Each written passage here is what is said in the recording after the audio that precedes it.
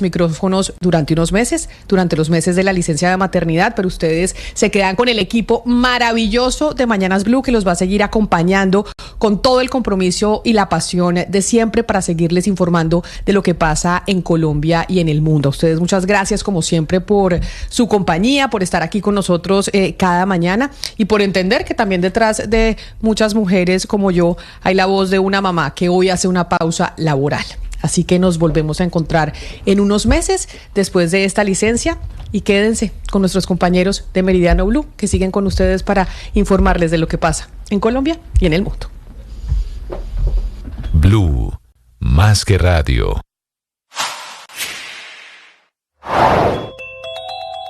Mientras las disidencias de las FARC muestran su lado más violento y desalmado con la masacre de 8 líderes sociales y religiosos en Calamar, departamento de Guaviare, el gobierno del presidente Gustavo Petro le sigue tendiendo la mano con su idea de paz total. Así lo demuestra la suspensión de la extradición de Willington Henao Gutiérrez, alias Mocho Olmedo, solicitado por la justicia de Estados Unidos por delitos de narcotráfico y lavado de dinero. La razón oficial, explicada en la resolución 186 de 2025, firmada por el presidente Gustavo Petro antes de viajar a España y luego de visitar el Catatumbo, zona donde alias Mocho Olmedo comanda 4. Las historias, las primicias, los personajes, los deportes. Inicia la tarde con Meridiano Blue. Dirige Ricardo Ospina. 1:02 p.m, soy Juan Camilo Maldonado, bienvenidos a las noticias. Colombia afronta un grave retroceso en su situación de orden público y volviendo a las peores épocas de la violencia del país, regresan los casos de fosas comunes. Les tenemos nuevos detalles de la masacre de 8 personas en el departamento del Guaviare. Además, las lluvias no dan tregua en el país y las emergencias están desatadas sin acción efectiva de la saqueada unidad de gestión de riesgo y el gobierno nacional.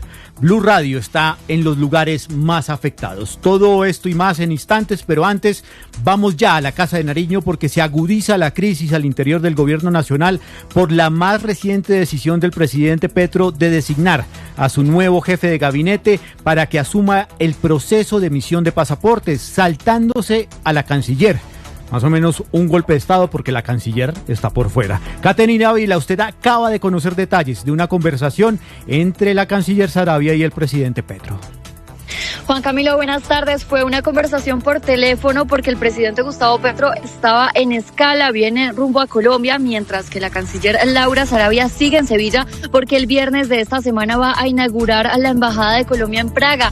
Lo que conocimos es que la decisión del presidente Gustavo Petro de ordenar a su jefe de despacho asumir el futuro de los pasaportes en Colombia tomó a la Cancillería por sorpresa y justamente sobre eso pues giró la conversación. La canciller también habló con Alfredo Saade, quien hace pocos minutos se refirió a esta conversación y confirmó que ya no se prorrogará el contrato con Thomas Gregg & Sons, sino que será la imprenta nacional quien en alianza con Portugal asuma la elaboración de los pasaportes el próximo 1 de septiembre. La orden que yo recibo es del señor presidente de la República como articulador para este proceso y es lo que él me ordena, que busquemos la manera de que avancemos y articulemos entre la imprenta nacional y Portugal y en las próximas horas estaremos firmando con Portugal. Yo hablé con ella, hemos mantenido una conversación vía telefónica y yo asumo las órdenes del señor presidente de la República. Nosotros como presidencia de la República le podemos garantizar al país que la imprenta nacional está lista. Mire, aunque los tiempos no alcanzarían, el jefe de despacho aseguró que Thomas Gregg & Sons debe dejar 600.000 libretas de pasaporte que le dan al gobierno 5 o 6 meses de maniobra. Tras firmar el contrato iniciará un empalme y el compromiso pues es que no habrá problemas con esa transición. Catherine, ¿cuándo vuelve el presidente y la canciller a Colombia? El presidente Gustavo Petro aterrizaría en Colombia hoy, pero se volvería a ir el fin de semana a Brasil, a una cumbre de los BRICS. La canciller pues se va a quedar en Europa porque va a inaugurar pues esta embajada en Praga. O sea, ¿no habría por el momento una reunión Saade-Saravia en lo que resta de la semana? No, señor, presencial no, pero sí han mantenido contactos. Laura Sarabia llamó a Alfredo Sade, tuvieron una conversación y el presidente Gustavo Petro pues aprovechó la escala también para hablar de esa decisión. Una amable conversación, me imagino. Cambiamos de tema porque a esta hora se adelanta una solemne ceremonia en la Catedral Primada de Bogotá en honor a doña Nidia Quintero de Balcázar, ex primera dama y fundadora de Solidaridad por Colombia. Allí se encuentra Andrés Carmona. Juan Camilo, muy buenas tardes. A esta hora avanza esta Eucaristía, las exequias de doña Nidia Quintero Turbay de Balcázar, ex primera dama de la nación, ex esposa del expresidente Julio César Turbay Ayala y también una mujer reconocida por su fundación, Solidaridad por Colombia.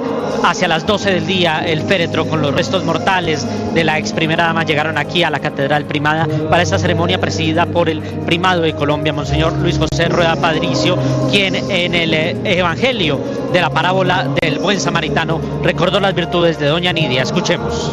Permítanme que lo diga, queridos hermanos y hermanas, estos tres verbos, ver, compadecerse y acercarse, lo vivió la señora Nidia Quintero, hija de Jorge Quintero y de Adalí Turbay.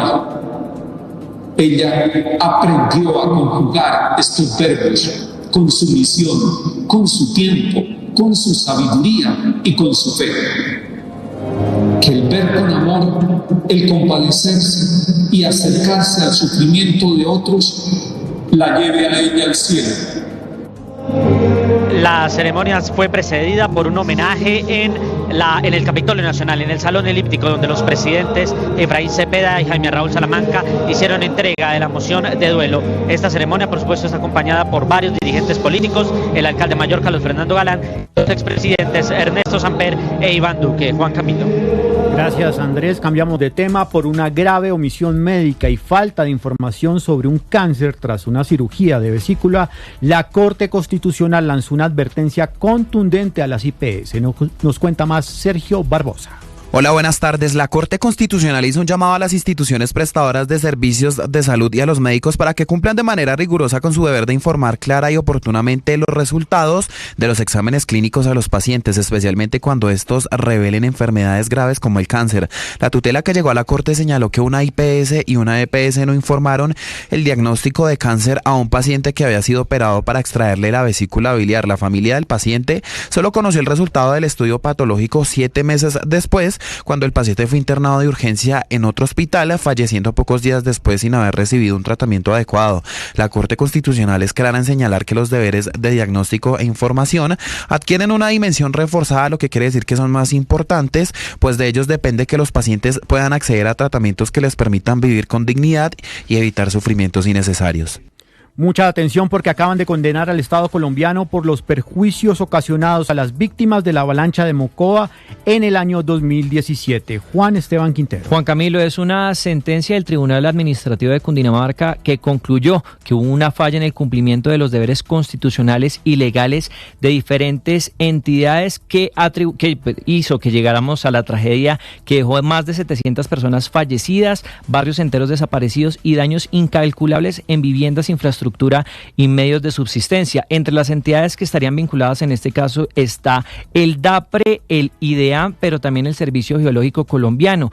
Este fallo también resalta, Juan Camilo, que pese a que distintas entidades contaban con estudios que advertían sobre los riesgos en las cuencas hídricas en Mocoa, no se adoptaron las medidas preventivas necesarias. ¿Esto en qué se traduce, Juan Camilo? Pues en millonarias indemnizaciones a esas familias por la tragedia de Mocoa. Y vamos a esta hora a Santander porque refuerzan la seguridad en el área metropolitana de Bucaramanga. Esto por cuenta de amenazas del Clan del Golfo. Javier Rodríguez.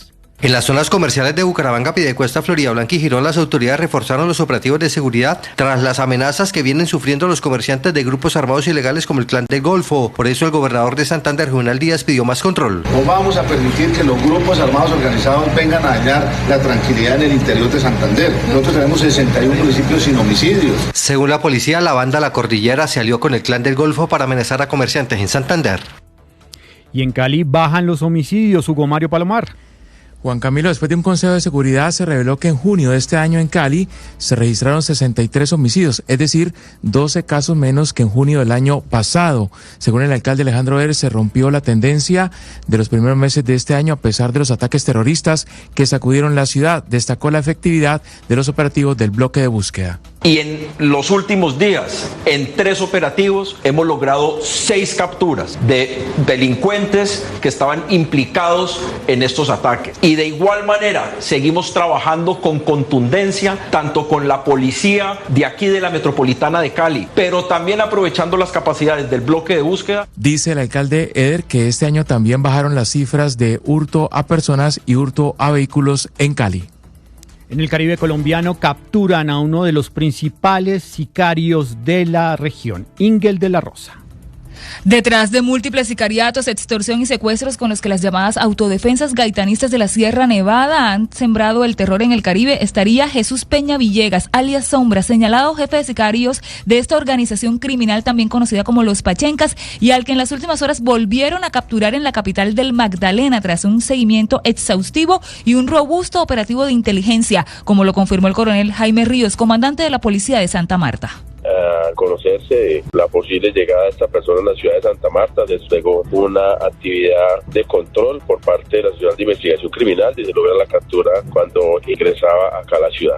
Alias Sombra, a quien se le atribuyen por lo menos 35 asesinatos en el Magdalena, ya había sido capturado por el ejército en marzo pasado. Sin embargo, pese a una orden de captura vigente por homicidio agravado y otros delitos, aquella vez fue dejado en libertad un día después por la misma policía de Santa Marta, que aludió a un supuesto error humano. La decisión desató un escándalo que derivó también en las capturas del mayor Diego Sepúlveda, excomandante de la SIJIN, y del capitán James Medina, subcomandante de esta unidad en la Policía Metropolitana de Santa Marta, a quienes ahora también investigan por esta sospechosa actuación. 1-2, Marcela Peña me acompaña en la presentación de noticias. Marcela, usted como mujer, ¿qué tan segura se siente en Colombia? No mucho, le confieso que a veces uno coge transporte público y le manda la rutica a alguien de confianza como por si las moscas. Pues mire, más adelante le voy a contar a usted y a todos los oyentes el panorama, el mapa del aumento de los feminicidios en el país. Tenga en cuenta eso porque la situación está grave. Están aumentando los feminicidios en Colombia. Todo esto y más adelante. Antes, el panorama en el mundo, César Moreno.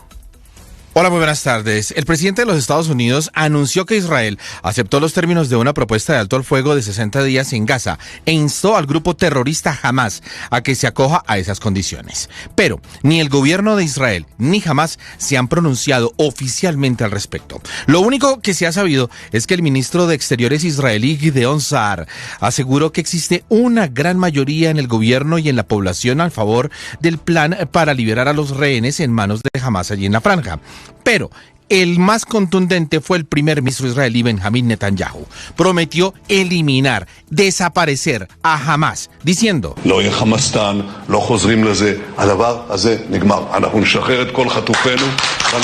no habrá Hamás, no habrá Hamastán, haciendo referencia como a un pueblo, como terminado en tan. No vamos a regresar a eso se acabó. Eso fue lo que dijo Benjamín Netanyahu. Hamás, por su parte, aseguró trabajar para salvar las distancias entre las partes de cara a alcanzar un acuerdo de alto al fuego sobre Gaza e insistió en sus demandas, que son 3. Final de la ofensiva israelí contra la franja, la retirada de todas las tropas y la entrada total de ayuda a los gazatíes. Mientras tanto, en el otro frente de guerra, en Irán, el presidente Masoud Pezeshkian promulgó la ley respaldada por el Parlamento para suspender la cooperación con el Organismo Internacional para la Energía Atómica, la Agencia Nuclear de las Naciones Unidas. La orden no detalla plazos ni detalles sobre lo que implicaría la suspensión. La OIEA afirmó que está a la espera de más información oficial por parte de Irán y también sobre el impacto y las consecuencias de la decisión de Teherán. Ya estamos en...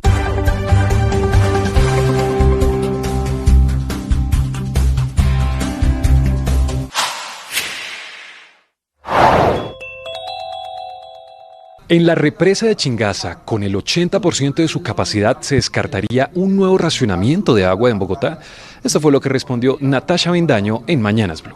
Efectivamente, pues por eso tomamos las decisiones y durante el tiempo que tuvimos y que vimos prudente conservar la medida de restricción hasta no estar tranquilos por un lado, que efectivamente estaba iniciando el año hidrológico y con contundencia se fuera materializando como lo hizo en el mes de abril, pero también por el otro lado porque hemos venido trabajando desde el año pasado en la estrategia de seguridad hídrica, que son esos 6 pilares que con apoyo de los organismos multilaterales hemos venido construyendo para garantizar que las inversiones y que las decisiones que deben hacerse en materia de fortalecimiento del sistema de abastecimiento, el control de pérdidas, la exploración profunda y digamos con un estudio completo de la existencia de aguas subterráneas. Ciclismo, béisbol, baloncesto, automóvil, todos en Meridiano Blue.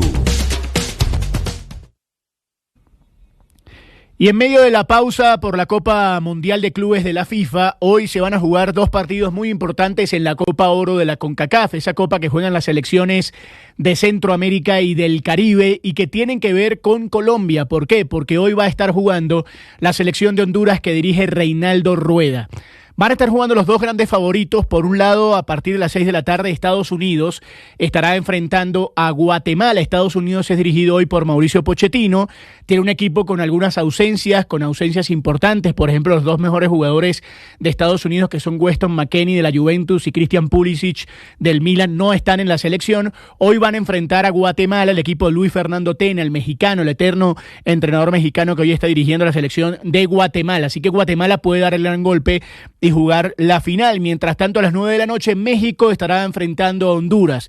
Por un lado, el Vasco Aguirre, la selección mexicana, con Santi Jiménez, con Raúl Jiménez, con todo el equipo mexicano que se prepara para jugar la Copa del Mundo. Y por el otro lado, la selección de Honduras, que ha llegado hasta acá luego de una muy difícil Copa del equipo de Reinaldo Rueda, pero se metió en semifinales y puede hoy eliminar al gran favorito del torneo, que es la selección mexicana. Eso será a partir de las 9 de la noche. Estaremos atentos entonces al equipo de Reinaldo Rueda, el equipo del colombiano, que tendrá la posibilidad histórica de jugar esta definición. Así que estaremos atentos a esa doble fecha de la Copa Oro. Hoy repetimos, no hay Mundial de Clubes y por eso estamos atentos a lo que va a suceder en medio de esta Copa Oro. También estamos atentos a lo que sigue sucediendo alrededor de los diferentes equipos y clubes alrededor del planeta, porque hay muchos movimientos, hay posibilidades de cambios de equipos colombianos que tienen la posibilidad real de moverse de un lado para el otro. Esta mañana anunciaban desde Inglaterra que el Liverpool había rechazado la primera oferta del Bayern Múnich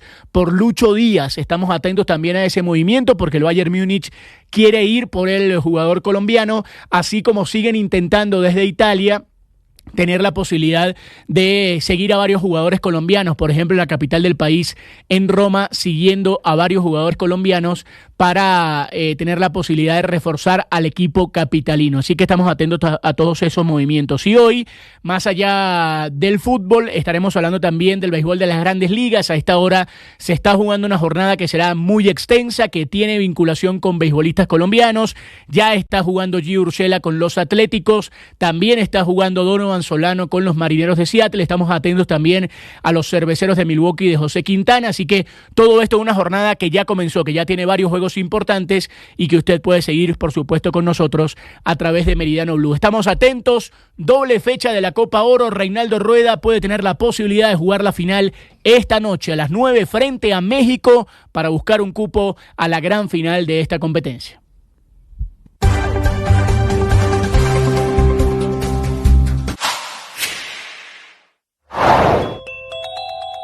Atemorizada amanece la población del municipio de Bolívar, ubicado al sur del departamento del Cauca, después de varias horas de enfrentamientos entre estas dos organizaciones criminales. Desde hace más de 14 horas llegaron al corregimiento La Carbonera integrantes del Frente Carlos Patiño de las disidencias de las FARC y allí iniciaron una confrontación a disparos con integrantes del ELN en medio de la población civil.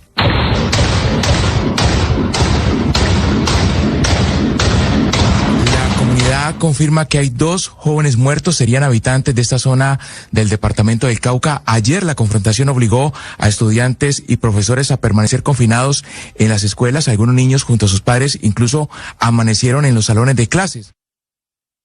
Una de las verdades estoicas más importantes es que no todo lo podemos controlar.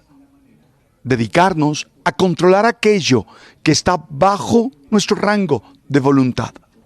Y saber aceptar, y saber adaptarnos, y saber gestionar aquello que se sale de ese rango. Una de las cosas que podemos controlar son nuestras emociones, son nuestros impulsos. Y lo hacemos gestionando. A ver a esta hora en Meridiano Blue. 1:20 hablamos de la atroz masacre de 8 personas en el municipio de Calamar, en el departamento de Guaviare. Todo apunta a que fue responsable el hombre del terror en esta zona, Iván Mordisco, el hombre al mando de las disidencias de las FARC. Felipe García. En el silencio denso de la selva del Guaviare, el ejército y el CTI de la Fiscalía desenterraron una fosa común en la vereda de Puerto Nuevo, municipio de Calamar, Guaviare. 8 líderes sociales y religiosos habían sido enterrados juntos, víctimas de una masacre ordenada por las disidencias de las FARC bajo el mando de alias Iván Mordisco. Uno a uno salieron al aire los nombres de quienes en vida fueron portadores de esperanza en medio del conflicto: Jesús Valero, Carlos Valero, Maribel Silva, Isaid Gómez, Marjorie Hernández, Óscar Hernández, James Caicedo y Nixon Peñalosa. Eran líderes religiosos, incluidos pastores evangélicos y presidentes de juntas comunitarias, convocados a un supuesto interrogatorio bajo la sospecha infundada de estar vinculados a la formación de una célula del ELN en la región. Raúl González es fiscal delegado para la criminalidad organizada de la Fiscalía. Asumen que por ser de origen araucano tal vez sean integrantes del ELN que están intentando ingresar al departamento. Y dada esa circunstancia absurda, pues son asesinadas estas personas. La mañana del 4 de abril de 2025, 2 de las víctimas fueron citadas. 3 días después se convocó a los demás. Fueron sacados de sus comunidades, supuestamente trasladados por vía fluvial hacia el lugar donde, con revestimiento de terror, los obligaron a cavar su propia fosa. Y posteriormente los asesinaron y enterraron. Según la Fiscalía, todo se gestó para impedir la posible conformación de una célula del ELN en territorio controlado por alias Iván Mordisco. Un mensaje de miedo para el resto de las comunidades. La defensora del pueblo, Iris Marín. La Defensoría del Pueblo ha hecho un llamado a los grupos armados que hacen presencia en la zona para permitir medidas humanitarias que den un alivio a la población civil del departamento. El alcalde de Calamar, Camilo Castaño, calificó este suceso como uno de los peores que ha ocurrido en la región y exigió una respuesta efectiva del gobierno, que durante semanas negó, según él, que existiera violencia extrema o en esa zona del país, donde sus habitantes han vivido atados por el miedo, toques de queda ilegales, confinamientos y restricciones. Compleja la situación ahí en el Guaviare. A raíz de esta masacre, los líderes religiosos en todo el país están pidiendo garantías para poder llevar la fe a los distintos lugares de Colombia. Vamos con Rocío Franco. Las comunidades de fe articuladas en la plataforma Ecoespiritualidad alzan su voz ante la masacre de los líderes religiosos en Guaviare y han pedido garantías para poder ejercer la espiritualidad en las regiones. Han pedido también garantías de seguridad para poder estar comunicando cada uno su palabra desde su convencimiento religioso. Han rechazado estos actos de violencia en contra de los que han denominado sus hermanos. Al respecto habla el Taita Manuel Mavisoy, es una de las autoridades indígenas que hace parte de la plataforma Ecoespiritualidad. Y a las autoridades competentes, celeridad en las investigaciones, garantías reales para el ejercicio espiritual y comunitario en los territorios, más amor, convicción, trabajan por el bien común en medio del contexto de riesgo. Como comunidades creyentes, reafirmamos nuestra decisión de no callar ante la injusticia, de acompañar el dolor con acciones y de sostener la esperanza como una fuerza espiritual que transforme el odio en cuidado y el miedo en ternura, que la memoria de estos 8 líderes religiosos y sociales nos inspire a seguir caminando por sendas de paz, justicia y respeto por la vida en todas sus formas. Han señalado que ante esta realidad de violencia, la decisión de todas las comunidades de fe es no callar ante la injusticia. Rocío Franco, Blue Radio. Rocío, gracias. Y es que esta masacre de 8 líderes sociales y religiosos en Calamar, Guaviare, deja al descubierto y enciende las alarmas frente a la falta de seguridad y garantías para este sector de la población. 20 líderes han sido asesinados en lo que va de este año. Juan David Ríos. Hola, buenas tardes. Mire, y es que según la Procuraduría hay una presunta omisión en la atención de solicitudes de líderes y lideresas sociales que requerían una asignación de esquemas de seguridad. Hablan de por lo menos 4 casos de líderes que no han recibido ningún tipo de protección. Por eso abren esa investigación disciplinaria contra el director de la ONP, Augusto Rodríguez. Pero las alertas se siguen presentando. Según el último informe de violencias de la Misión de Observación Electoral, al menos este año se han presentado 56 agresiones a líderes, lo que corresponde a un 42% de las violencias políticas y sociales en Colombia. 26 de ellas han sido asesinatos y también atentados. 21 son amenazas y 9 secuestros.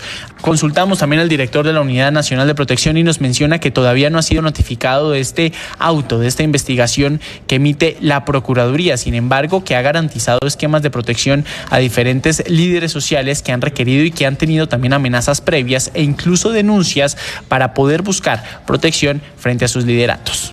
Juan David, gracias. Y la violencia no solamente está en el departamento del Guaviare, en el Cauca la situación es bien compleja. La guerra entre disidencias de las FARC y el ELN ha hecho que incluso Naciones Unidas alce su voz en alerta, porque incluso niños de colegio han terminado confinados en medio de las hostilidades. Cristian Correa. Marcela, desde la Oficina de Derechos Humanos de las Naciones Unidas en Colombia están advirtiendo de la difícil situación que se vive desde el pasado 30 de junio, exactamente en el sector de La Carbonera, en el municipio de Bolívar, en el Cauca, donde se están presentando enfrentamientos entre 2 grupos armados no estatales. Ellos son las disidencias de las FARC y el ELN, por lo que la población está atrapada en medio de este fuego cruzado. Desafortunadamente, según esta información que revela Naciones Unidas, ya 2 habitantes, 2 civiles, son víctimas fatales y uno más está herido en medio de esta confrontación. La agencia denunció además, como usted lo decía, que estudiantes de un colegio local quedaron atrapados en los enfrentamientos y que gran parte de la población permanece confinada.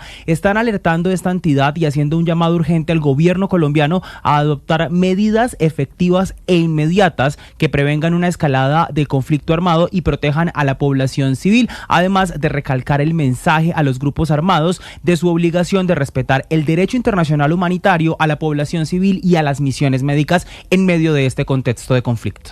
Un país en conflicto, un país atacado por todo lado, y mientras las disidencias de las FARC muestran su lado más salvaje, más polémico, el gobierno del presidente Gustavo Petro les extiende la mano nuevamente con su política de paz total.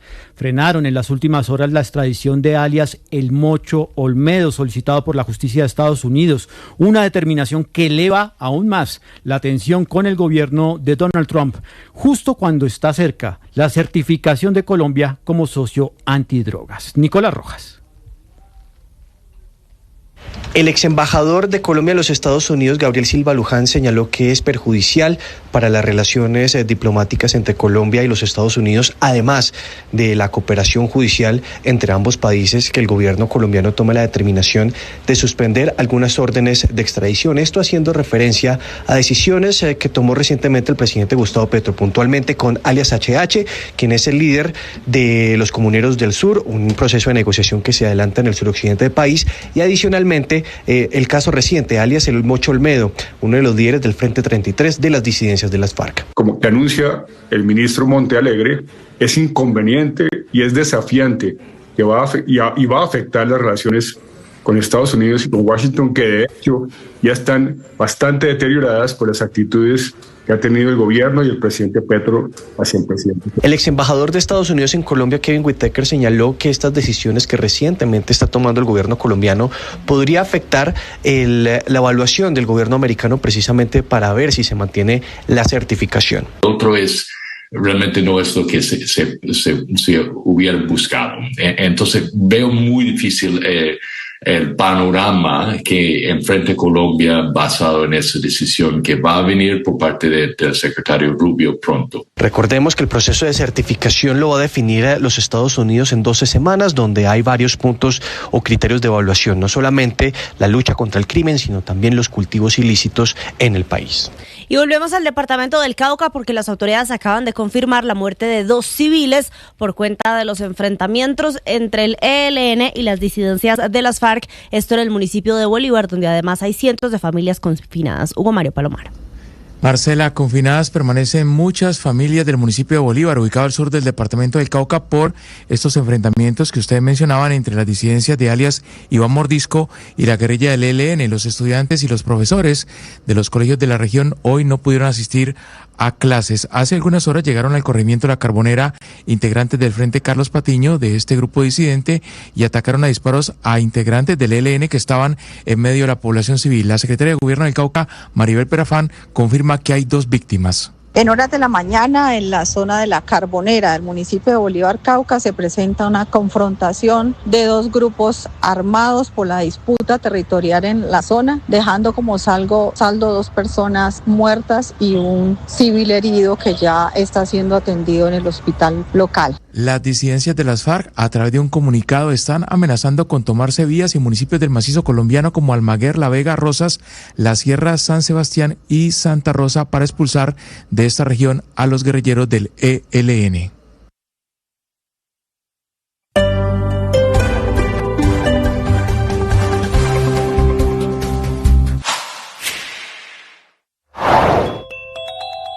En la puerta del horno y a punto de estar lista la venta del 50% en Tigo por parte de las empresas públicas de Medellín. EPM, que en las últimas horas confirmó la valoración de ese pedazo en 2.1 billones de pesos, en un anuncio que hizo el propio alcalde de Medellín, Federico Gutiérrez, presidente a la vez de la Junta Directiva de EPM, y con carta blanca para vender Tigo tras la aprobación del Consejo de Medellín y a un año de haber empezado todo el proceso de enajenación de acciones. Ahora con el reto de seguir con el estricto orden de ofertas por ser empresa pública. Primero, ofreciéndolas a los empleados, pensionados y fondos de empleados de Tigo, luego al público general y finalmente a su socio en toda esta empresa, la multinacional de Luxemburgo Millicom, dueña del otro 50% de Tigo, operadora de dicha firma y desde hace meses coqueteando con la idea de hacerse a la torta completa y quedarse como dueña del 100% de Tigo. Veracidad que de manera paralela juega también con Telefónica de España, a la que le compra toda su participación en Contel,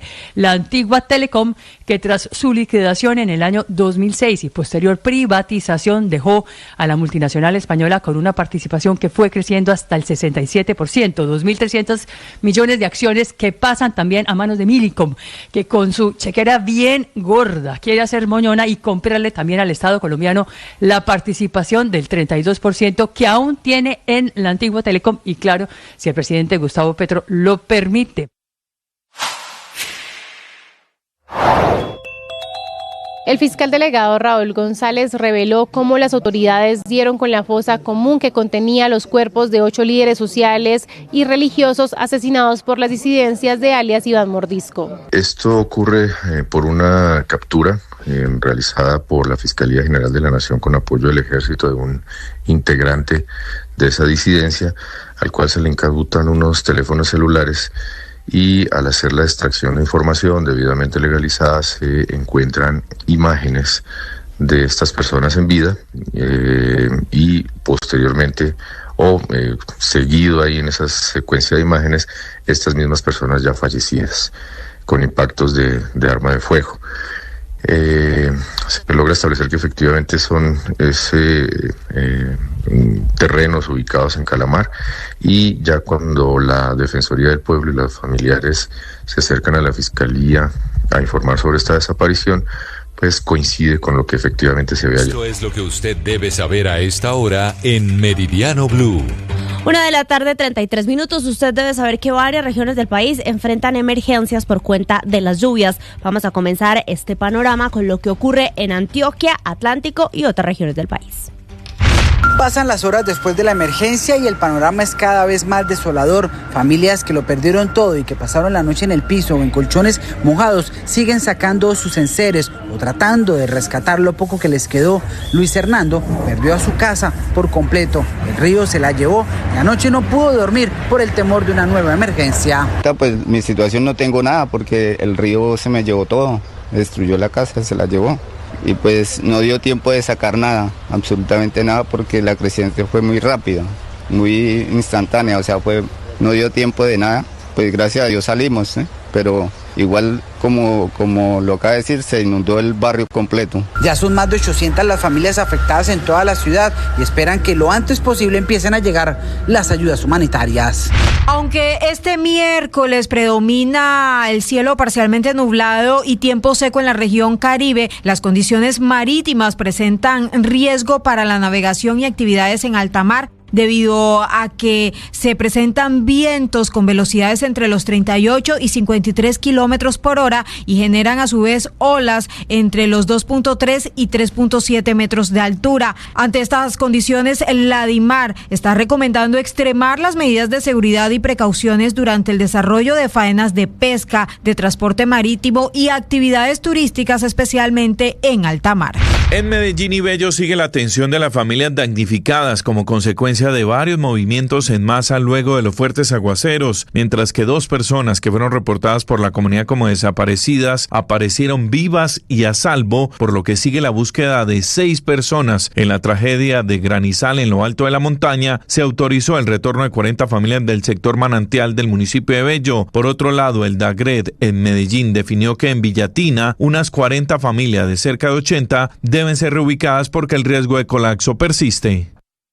Y mientras esto sucede en Colombia, el calor parece estar dando una tregua en la zona sur de Europa. Sin embargo, la bolsa de aire cálido se mueve ahora hacia la zona más poblada del continente, Alemania. Desde Europa, Enrique Rodríguez. Esta ola de calor que ha afectado los primeros días de la semana a España, Portugal y Francia se desplaza a esta hora hacia el este del continente y va a golpear en las próximas horas de pleno a Alemania, donde se esperan 38 grados en Berlín. Recordemos que en países como Alemania, poco acostumbrados a estas altas temperaturas, son prácticamente inexistentes los sistemas de aire acondicionado. En Francia, los termómetros en las últimas 24 horas han superado los 40 grados en el sur y eso ha provocado la muerte de 2 personas y 300 atenciones por la canícula. El anuncio lo realizaba la ministra de Transición Ecológica, Agnès Pannier. Mais on peut toujours se faire piéger. On a plus de 300 personnes qui ont été prises en charge en urgence par les pompiers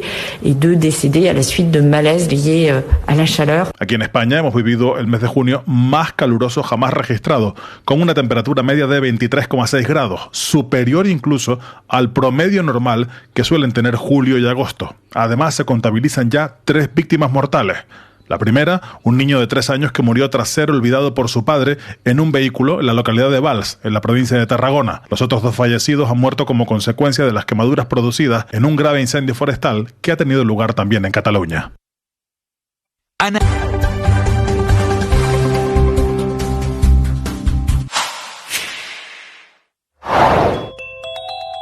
Creo genuinamente que la actitud de Álvaro Leiva es muy ruin, no solo con las mujeres, no solo con la democracia, sino con la institucionalidad. La canciller Laura Sarabia se refirió por primera vez a las polémicas grabaciones en las que el ex canciller Álvaro Leiva supuestamente planeaba un plan para desestabilizar el gobierno del presidente Gustavo Petro. En estos audios se escucha al ex canciller leer una conversación que habría tenido con la vicepresidenta Francia Márquez y en la que habría ratificado su compromiso para seguir adelante con el supuesto plan. La vicepresidenta aseguró que jamás ha hecho parte de una conspiración, que no es instrumento de nadie y le pidió a la Fiscalía investigar. Desde el pacto histórico, la senadora María José Pizarro también pidió que Leiva fuera investigado por sedición. Se hace absolutamente urgente. Vamos con más información. Les hablábamos al principio de la emisión de las delicadas cifras que se conocen en materia de feminicidios en el país. En Bogotá, en la capital de Colombia, están aumentando. Estas son las cifras crueles de mujeres asesinadas en Bogotá. Cristian Correa. Juan Camilo, y el tema viene a la agenda de este miércoles por el reciente caso de intento de feminicidio en la noche del martes, cuando un hombre de 28 años lanzó su carro contra su expareja, una mujer de 25 años, y en este momento se recupera en una unidad de cuidados intensivos del hospital de Fontibón. El panorama en el país habla de más de 362 feminicidios reportados hasta ahora, según el Observatorio Nacional de Feminicidios. En Bogotá, al momento, hay 52 casos de mujeres asesinadas de forma violenta. De esos 52 casos, la Fiscalía General de la Nación ya tipificó, es decir, logró encontrar las pruebas para evidenciar que 10 de esos casos sí son por su condición de mujer. Esto dicen desde la Secretaría de la Mujer de Bogotá, la directora de Gestión del Conocimiento, Isabela Muñoz. Entre enero y mayo de 2025, las valoraciones por riesgo de feminicidio categorizadas como riesgo extremo aumentaron un 40% respecto al mismo periodo del año anterior. Son más de 900 valoraciones por riesgo de feminicidio que se han reportado este año en Bogotá. 1 de cada 3 de esas valoraciones están ubicadas en las localidades de Ciudad Bolívar, Kennedy y Bosa, evidenciando esta problemática especialmente hacia la zona del sur de Bogotá. Ay, Cristian, y todavía hay gente que dice que esto del feminicidio es puro cuento. Vamos a hablar de lo que pasa con las mujeres en el Catatumbo, porque la crisis de la violencia allí ha hecho que los casos de violencia contra la mujer en específico hayan aumentado un 15%. Además, las organizaciones sociales están denunciando que los grupos armados al margen de la ley están reclutando a mujeres a menores de edad para explotarlas sexualmente. Camilo Picón nos cuenta.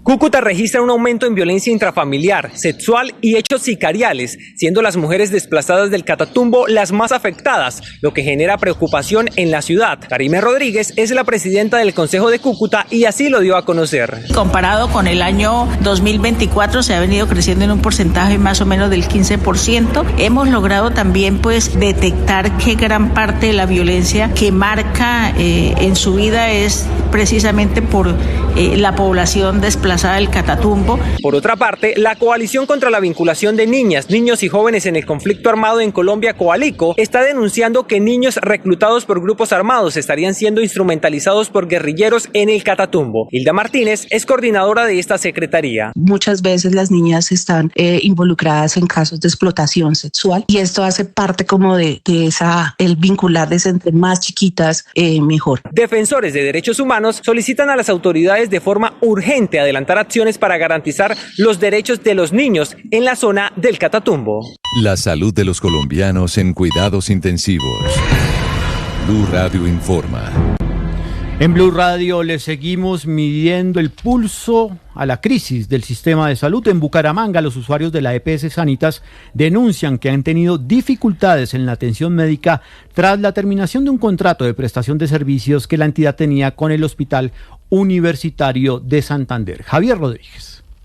Hay incertidumbre entre los afiliados a la EPS Sanitas en Bucaramanga porque tras la decisión judicial que suspendió la intervención que realizaba el gobierno nacional sobre la entidad, se comenzaron a presentar dificultades en la prestación del servicio en el Hospital Universitario de Santander, que solo atiende problemas de urgencias. Una de las afectadas es Mayra Gómez. La otra vez trajimos acá un familiar y me dijeron que no podían atenderlo, que me tocaba en otra clínica, que tocaban trasladar. Otros usuarios de Sanitas en el área metropolitana de Bucaramanga señalaron que se siguen presentando problemas en la entrega de medicamentos y asignación de citas con especialistas. En la clínica del dolor, y si se acaba esto, ¿a dónde vamos a llegar? Entonces es mejor que siga como está funcionando y no ponernos a arriesgar. Pedimos una solución inmediata para que no nos veamos afectados. En Santander son más de 400.000 los afiliados a la EPS Sanitas. Javier, gracias. Y mientras tanto, hay pocas esperanzas de que exista un acuerdo entre los actores del sistema y el gobierno nacional por la UPC. Esas siglas son lo que el gobierno le paga a las EPS por cada uno de los pacientes que atienden. Y acuérdense ustedes, la Corte Constitucional ordenó al gobierno volver a abrir la discusión porque le da parcialmente la razón a los actores del sistema que dicen que la plata no alcanza. Jessica Gutiérrez. El Ministerio de Salud reactivó la mesa técnica para revisar la suficiencia de la unidad de pago por capitación. Esto en cumplimiento de un fallo de la Corte Constitucional. Recordemos que la UPC es el monto anual que el Estado destina por cada afiliado del Sistema General de Seguridad Social en Salud para cubrir su atención médica. Y es que esta nueva etapa de trabajo también incluye nuevos actores que van a participar, como lo es la ANDI y la Asociación Colombiana de Sociedades Científicas. Pues las reacciones no se hicieron esperar y Bruce McMaster, presidente de la ANDI, señaló que este proceso llega con 6 meses de retraso y confía en que se permita establecer no solo el valor adecuado de la UPC, sino también evaluar las consecuencias de no haberla ajustado desde comienzos de este año. Esperemos que vaya con la voluntad de poder definir no solamente cuál es el nivel necesario para prestar el servicio, sino cuáles son hasta ahora las consecuencias de no haberlo aumentado desde inicio del año. Y es que ante esto también se pronunciaron desde pacientes de alto costo. Habla Néstor Álvarez. La expectativa que tenemos como asociación de pacientes es que el ministerio pues no va a cumplir, no seguirá cumpliendo porque el ministro ha sido muy claro que si no le aprueban la reforma no asignará más recursos. Siendo así las cosas, ahora se está a la espera de la confirmación de la fecha en la que será instalada estas nuevas mesas técnicas para evaluar el reajuste de la UPC.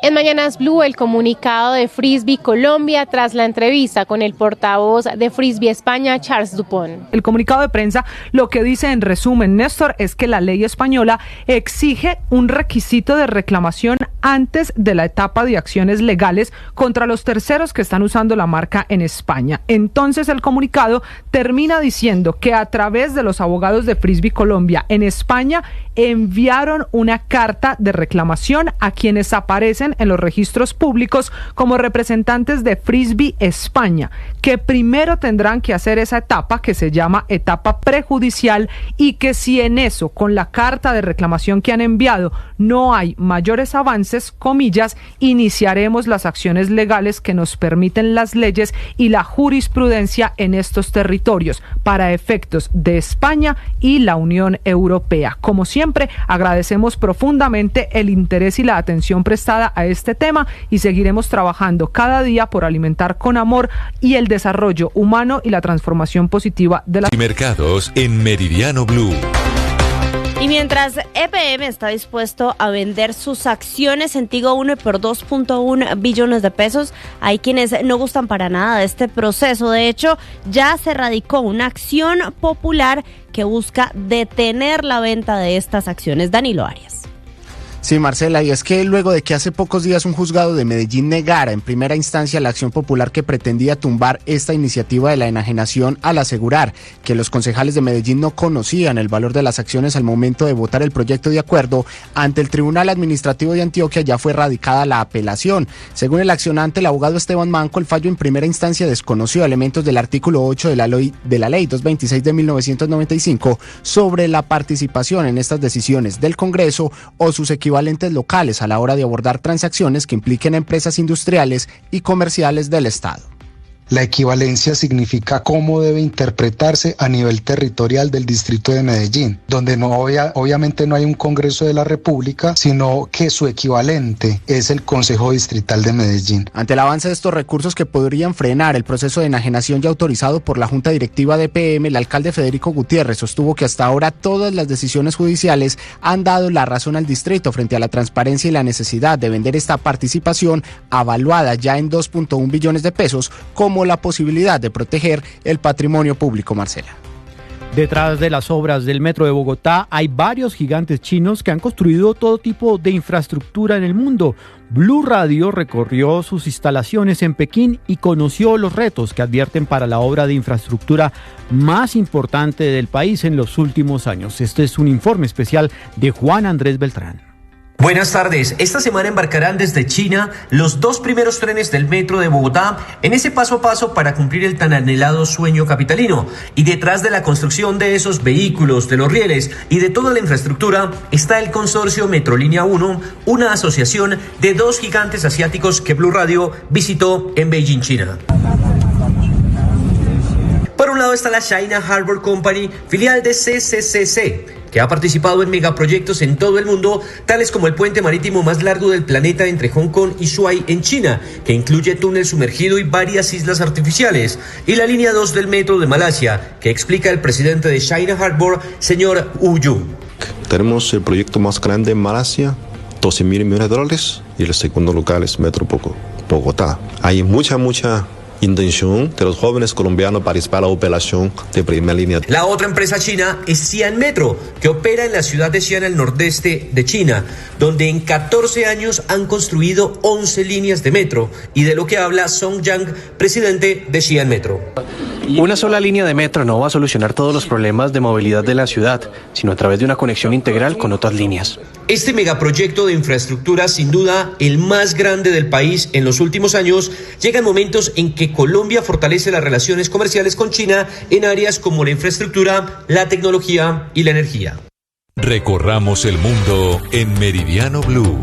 Y comenzamos en Estados Unidos porque a pesar de los durísimos relatos sobre presuntos abusos sexuales del rapero Chandri Combs, un jurado en Estados Unidos lo absolvió de los cargos más graves y lo condenó, pero por cargos que tienen que ver con transporte de personas para ejercer actividades sexuales. Juan Camilo Merlano nos cuenta.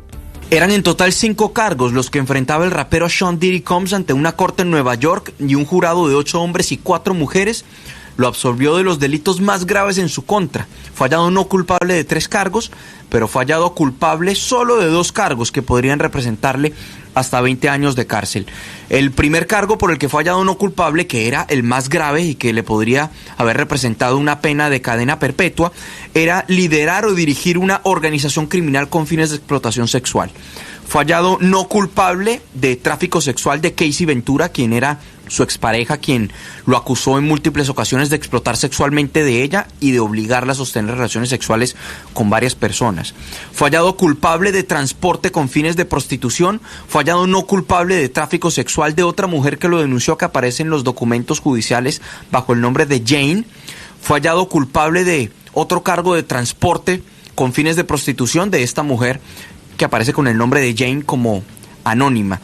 Ahora lo que sigue es que un juez en Nueva York defina la fecha para dar a conocer cuál será la sentencia en contra de Combs. Y de los Estados Unidos vamos a Europa. Francia, país famoso por su cultura de cafés y sus icónicos bulevares llenos de humo, ahora lidera en Europa una de las regulaciones más estrictas sobre cigarrillo y tabaco. A partir de esta semana, fumar está prohibido en la mayoría de los espacios públicos en Francia, y este país aspira a ser un país libre de tabaco en los próximos 7 años. Silvia Carrasco. Francia promulgó la prohibición total de fumar en casi todos los espacios públicos al aire libre donde haya niños, incluyendo parques, playas, jardines públicos, paradas de autobús y las inmediaciones de escuelas o instalaciones deportivas. El objetivo es ambicioso. Quieren crear la primera generación libre de tabaco para 2032 allí en Francia. Las reglas comenzaron a regir con el comienzo del verano, cuando el país entero se va a la playa. Las multas por infringir la ley parten del equivalente de $105 y se aplican tanto a residentes locales como a turistas. Pero ¿por qué tomaron medidas tan estrictas? Francia sigue teniendo una de las tasas de tabaquismo más altas de Europa. Más del 23% de los adultos fuma a diario y el tabaco causa 75.000 muertes al año. Eso significa unas 200 cada día. El gobierno está decidido a romper ese ciclo, especialmente entre los jóvenes. Las autoridades afirman que la nueva ley busca desnormalizar el consumo de tabaco, proteger a los niños y reducir los enormes costes sanitarios y ambientales. Solo las colillas de cigarrillos representan hasta 25.000 toneladas de residuos al año. La medida de Francia la coloca por delante de la mayoría de los países europeos. Si bien España e Italia tienen restricciones locales, Francia es el primer país europeo con una prohibición nacional de fumar en las playas. El Reino Unido está considerando una prohibición generacional de la venta de tabaco, y Nueva Zelanda ya ha adoptado leyes similares. Suecia destaca por prohibir fumar en las terrazas de los restaurantes. Silvia, gracias. Y vamos a Venezuela, donde ni siquiera el 10% de los ciudadanos tiene planes de ir a votar en las próximas elecciones. Son en menos de un mes y se van a elegir los gobiernos locales y municipales. Santiago Martínez. Hola, sí, el domingo 27 de julio, es decir, en 25 días, son las próximas elecciones acá en Venezuela para elegir 350 alcaldes y 2.500 concejales municipales. Y la intención de voto es de 8,8%, según la encuestadora Megaanálisis, de las más importantes acá en el país. El estudio de calle o de opinión se realizó entre el 18 y el 25 de junio, es decir, culminó hace una semana. Y la primera pregunta es saber si la persona votó el pasado 25 de mayo en las regionales. Y allí 87% dijo que no, e inmediatamente consultan si votará el 27 de julio en las locales, y 86,9% responde negativamente, es decir, misma tendencia que la anterior. Luego se consulta cómo califica la oposición o a los políticos de oposición que participan y llaman a votar, contrario a la decisión de María Corina Machado y la Plataforma Unitaria, y allí 80% considera que le sirven al chavismo, mientras 9% los consideran demócratas con justas aspiraciones. A lo largo de la encuesta se revelan datos económicos y sociales, como por ejemplo que 80% 60% de los venezolanos recibe salarios mensuales por debajo de los $300 y que 80% de las familias califican de mala o muy mala su situación económica. En ese sentido, 39% de los consultados cree que el responsable de la crisis económica es la mala gestión del gobierno, mientras que 25% culpa a las sanciones norteamericanas y a la oposición que lidera María Corina Machado. Esto es lo que usted debe saber a esta hora en Meridiano Blue. Hablamos ahora del mayor escándalo de corrupción de los últimos años, el saqueo a la unidad de gestión de riesgo. El exdirector de la Función Pública, César Manrique, y otras 6 personas no aceptaron los cargos imputados por la presunta participación en este escándalo de corrupción. Juan Esteban Quintero. La Fiscalía General de la Nación imputó a 7 personas por el escándalo de corrupción en la Unidad Nacional de Gestión del Riesgo. Ninguno de los procesados aceptó los cargos. Entre las personas que aparecen dentro del documento oficial está el exdirector del Departamento Administrativo de la Función Pública, César Manrique Suacha, por su presunta participación en el desvío de 100.000 millones de pesos provenientes de un convenio entre la unidad y la Agencia Nacional de Tierras. La investigación hace parte de una ofensiva contra el direccionamiento irregular de contratos y la apropiación de recursos públicos. Las otras personas que fueron imputadas son Edgar Riveros Rey, abogado, Sonia Rocío Romero y Óscar Enrique Cárdenas, contratistas de la unidad, Edgar Echeverri Toro, Francisco Javier Estupiñán, vinculados a la corporación Yapurutú, que está salpicada en el escándalo de carrotanques, y por último Jorge Aristizábal Rodríguez, funcionario de la Función Pública, y Ana María Riveros, contratista de la unidad. Cambiamos de tema para hablar de la reforma pensional, porque la Corte Constitucional tiene 60 días para definir qué va a pasar con esta iniciativa, luego de que la Cámara de Representantes volviera a aprobarla el pasado fin de semana. Sergio Barbosa.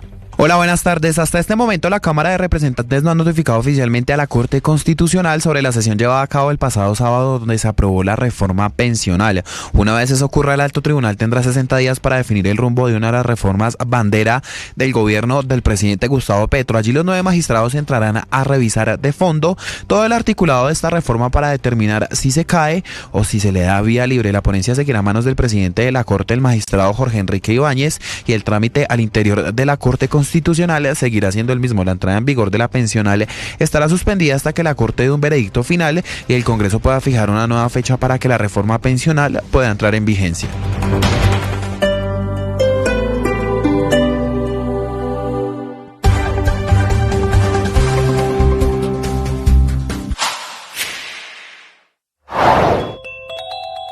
Las emergencias por los aguaceros, por las lluvias en Colombia ya dejan 168.500 familias damnificadas. Esto en el primer semestre de 2025, según la Unidad Nacional de Gestión del Riesgo. Es una temporada de lluvias que ha desatado emergencias por todo el país. Se han registrado 2.700 eventos en 754 municipios de 31 departamentos distintos, lo que significa que esta es una temporada de lluvias que está pegando con igual fuerza en todo el territorio nacional. Eso sí, hay unos departamentos más afectados que otros: Huila, Cundinamarca, Antioquia, Tolima, Caldas, esta mañana el departamento del Meta con la emergencia de Villavicencio, y ni hablar de Chocó, donde otra vez la gente tiene el agua hasta la rodilla inundando casas y cultivos. Particularmente en el Meta, con la emergencia en Villavicencio, siguen intentando controlar el desbordamiento de los ríos Guayuriba y también Guatiquia. Estos ríos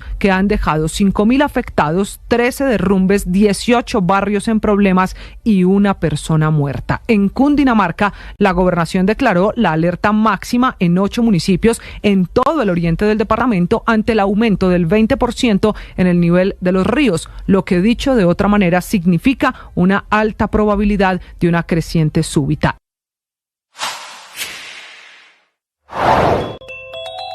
En Mañanas Blue, el fiscal delegado Raúl González entregó detalles del secuestro y asesinato de los líderes sociales y religiosos cuyos cuerpos fueron encontrados en una fosa común en Calamar, Guaviare. Los actos investigativos de uno de nuestros fiscales y sus investigadores determinan que efectivamente 8 personas fueron citadas por integrantes del Frente Primero de las FARC o de las disidencias de las FARC a un encuentro para verificar una información o una supuesta información. En este encuentro efectivamente los retienen, se los llevan por vía fluvial a un punto en zona rural de Calamar, les hacen un interrogatorio y finalmente los asesinan y los meten en una fosa o en un hueco que les hicieron cavar a ellos mismos. Esta situación aparentemente se da por el origen de algunos de ellos, son de origen araucano, y en ese sentido estas personas en su paranoia criminal asumen que por ser de origen araucano tal vez sean integrantes del ELN que están intentando ingresar al departamento. Sigan toda esa información en bluradio.com. En Blue le ponemos cara a la radio. El presidente Gustavo Petro denunció ante la Fiscalía al ex canciller Álvaro Leiva. Toda la información aquí en Blue Radio. El sustento de esta denuncia penal que ya interpone el abogado Alejandro Carranza serían esas cartas que ha divulgado el ex canciller de Colombia Álvaro Leiva, pero también esos audios que reveló el diario El País, en donde al parecer se habla de un presunto plan para desestabilizar el gobierno. Habla el abogado Alejandro Carranza. Lo que pasa es que la traición a la patria tiene que verse desde un contexto claro, y es que él es un ex canciller de este gobierno, y él no podía, como ex canciller de este gobierno, ir a un gobierno extranjero a pedirles que hicieran presiones, que ayudaran para que se hiciera una ruptura de ese hilo constitucional, el presidente Petro saliera de su cargo de forma anormal. Eso no se puede hacer. Camila, repetimos, los delitos sería conspiración para delinquir, traición a la patria, calumnia e injuria, entre otros. Usted lo decía muy bien, esto es una formalidad, porque ya hace unos meses una conversación que había sostenido la fiscal general Luz Adriana Camargo